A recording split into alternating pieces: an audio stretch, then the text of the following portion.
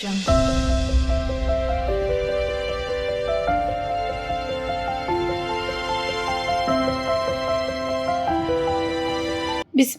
রহমানির রহিম।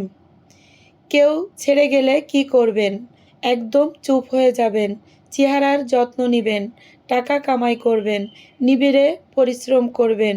যে চলে গেছে তাকে নিয়ে ভাববেন না, লক্ষ্য নির্ধারিত করে কাজ করবেন। মনে রাখবেন, সময় গড়ালে জবাব পেয়ে যাবে ইনশাল্লাহ। আমার এই ভিডিওটি দেশ এবং দেশের বাহিরে যে যেখান থেকে দেখছেন সবাইকে আসসালামু আলাইকুম।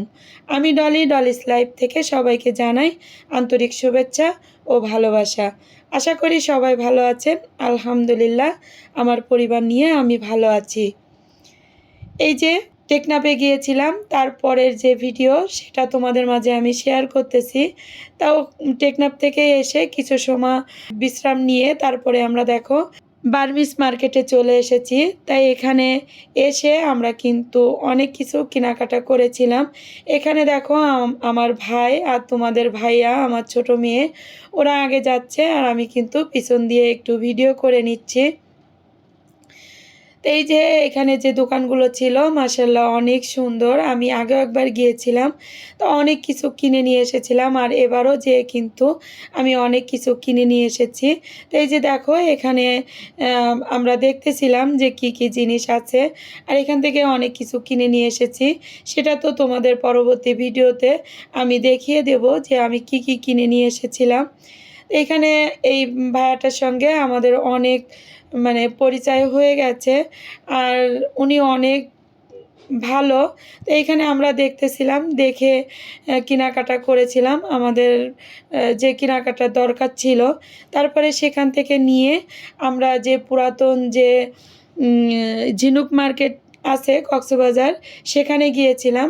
ওই হোটেলটার পাশেই আর কি এই মার্কেটটা।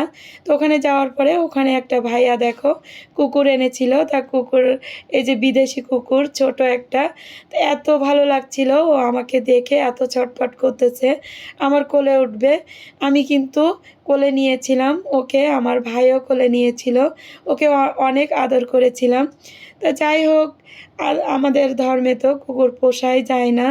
তো এই যে আমরা কিন্তু ওখান থেকে এসে রাতে ঘুমিয়ে সকালে নাস্তা খেয়ে তারপরে পরের দিন সকালে এই যে মহেশখালী যাওয়ার জন্য আমরা স্পিড বোটে উঠবো, সেই ঘাটে আমরা চলে এসেছি।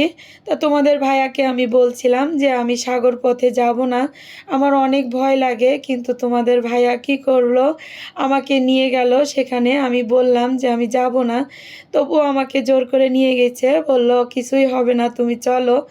তো দেখো এখানে আমরা সবাই যাচ্ছিলাম, আর এখানে কিন্তু আমরা স্পিড বোটে উঠেই পড়েছিলাম। তো এত রৌদ্র ছিল, এত রৌদ্র ছিল যে আমার মাথা ফেটে যাচ্ছিল, আর ওই দিনকে কিন্তু অনেক আমার মাথা যন্ত্রণা করেছে।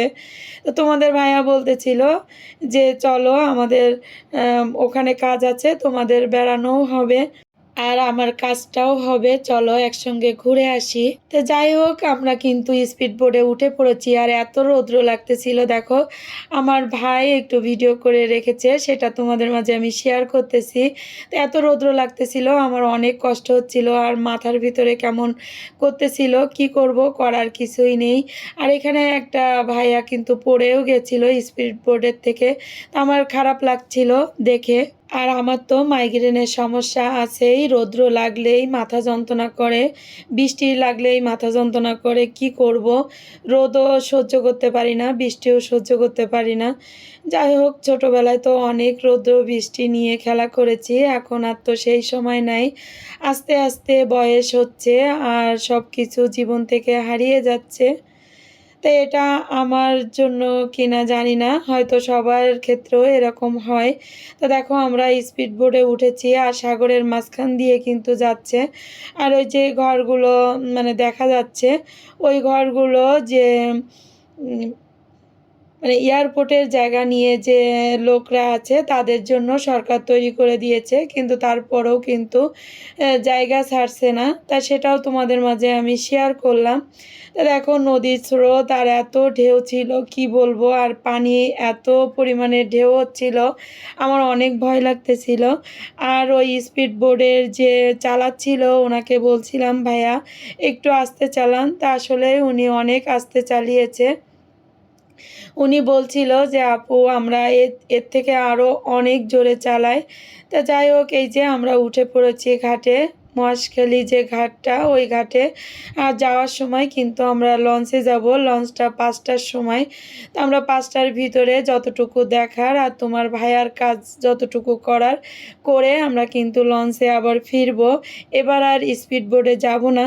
তো এই যে দেখো সবাই উঠতেছে, আর এখান থেকে কিন্তু আমরা উঠেছি, সেটা তোমাদের মাঝে শেয়ার করতেছি। প্রথম ভিডিও করেছিলাম, তা দেখলাম যে ভিডিওটি হয়নি, পরে আবার তোমাদেরকে দেখানোর জন্য আমি কিন্তু ভিডিও করেছি। তা ভিডিও করতে গেলে কার কার এই সমস্যাটা হয় যে ভিডিও ক্লিক করতে ভুলে যাও? আমি তো প্রায় সময় ভুলে যাই।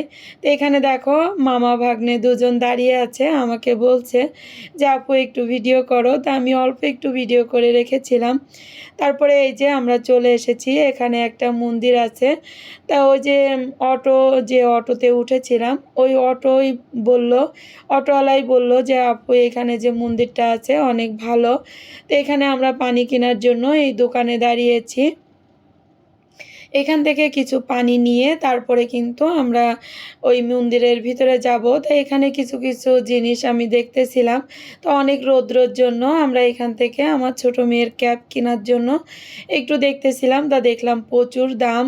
তো যাই হোক, আমরা ওখান থেকে আর কিছুই কিনিনি, শুধু একটু পানি কিনেছি, 2 লিটার পানি কিনেছিলাম। আর এই যে ভাইয়াটা আমাদের সঙ্গেই আছে, যে ভাইয়া আমাদের ওখানে কাজ দেখাশোনা করেছিল। তো এই যে দেখো মন্দিরের নামটা তোমাদের দেখিয়ে দিলাম। তোমরা কখনো যদি মহেশখালী যাও তাহলে এখান থেকে ঘুরে আসবে। আসলে জায়গাটা অনেক সুন্দর, পাহাড়ের উপরে। তো এইখান থেকে অনেক উপরে কিন্তু আমরা যাব। তা এখানে মহেশখালীর পানও কিন্তু বরজটাও আছে, এই বরজটাও তোমাদের দেখাবো যে পানের বরজটা আছে। তা তোমরা আমার ভিডিও দেখতে থাকো, আর মূল্যবান যে জিনিসটা আমি প্রতিদিন তোমাদের কাছ থেকে চেয়ে নিই সেই জিনিসটা আমি চেয়ে নিচ্ছি। আমার ভিডিওটি যদি তোমাদের কাছে কোথাও কোনো জায়গায় একটু ভালো লেগে যায় প্লিজ লাইক দিতে ভুলবে না। আর যদি এই ধরনের লাইফস্টাইল ব্লগ দেখতে চাইলে চ্যানেলটিকে সাবস্ক্রাইব করে পাশে থাকা বেল আইকন অল অপশনটি সিলেক্ট করে রাখবে। এতে করে আমি যখন নতুন কোনো ভিডিও আপলোড করব সঙ্গে সঙ্গে নোটিফিকেশন চলে যাবে তোমাদের মোবাইলে। সুযোগ বুঝে তোমরা সেটা দেখে নিতে পারবে। আর যারা এই কাজ করে আমাকে প্রতিনিয়ত সাপোর্ট করে যাচ্ছ তাদেরকে অসংখ্য ধন্যবাদ। আর যারা নতুন বন্ধুরা আসতেছো তাদেরকে বলবো আমাকে 24 ঘন্টা সময় দিও, আমি 24 ঘন্টা পর তোমাদের পরিবারে আমি চলে যাব। তো এখানে দেখো একজন গান করতেছে, ভিডিও করতেছে। এখানে উনি রিলস তৈরি করে, গানের ফেসবুক রিলস দেয় আর কি। তো সেটাও আমি একটু ক্যামেরা বন্দি করেছি। আর এই যে আমরা উঠতেছিলাম, এইখান থেকে ওঠা তো অনেক সহজ ছিল, কিন্তু তারপরে যে সিঁড়িটা ছিল সেই সিঁড়িটা তো অনেক উঁচু।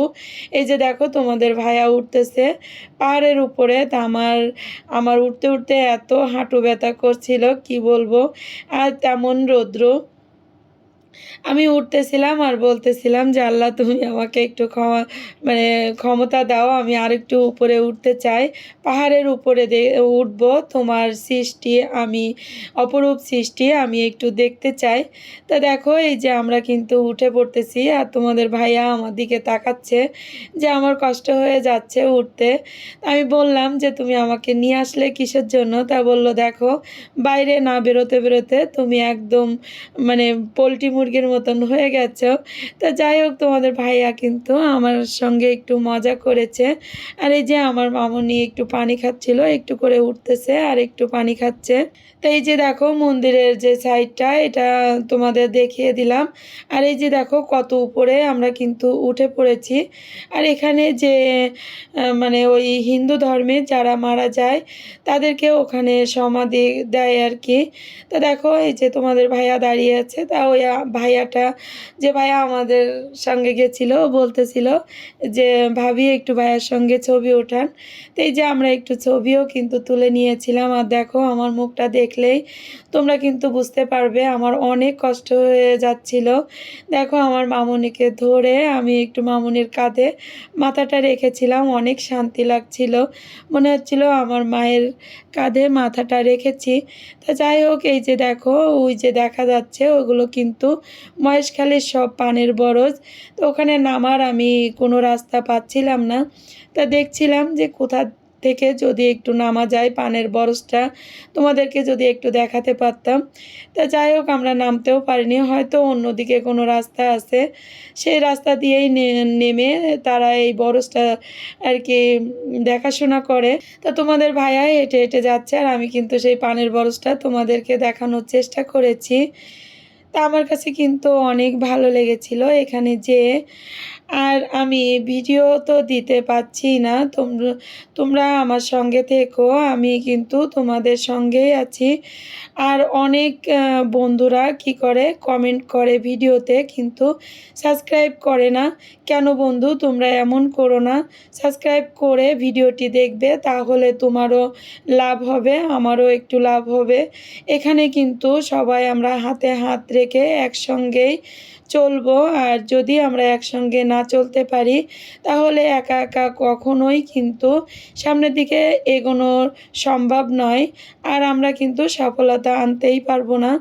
জানি না আমার চ্যানেলটি কত দূর আর কতদিন নিয়ে যেতে পারবো, কত বছর নিয়ে যেতে পারবো জানি না, তবে চেষ্টা চালিয়ে যাব।